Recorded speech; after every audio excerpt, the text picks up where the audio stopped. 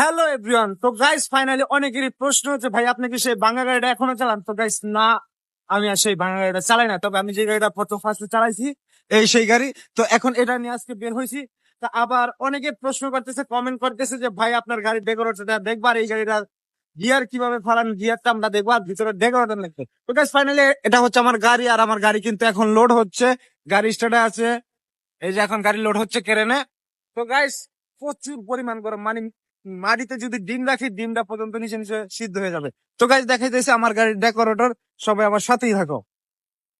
তো guys finally আমি মানে প্রচুর পরিমাণ রোদ, এই জন্য গাড়ির গেট লাগায় রাখছি।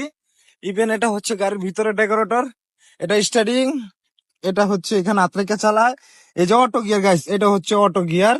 তো আমি একটু ভিতরে থেকে দেখাইতেছি আপনাদেরকে। এটা হচ্ছে শোয়ার জায়গা, বালিশ কম্বল, আর এখানে কাপড় চোপড় রাখার জায়গা। আর রোদ লাগবে দেখে সব দিকে আওয়াজ গাইস, মানে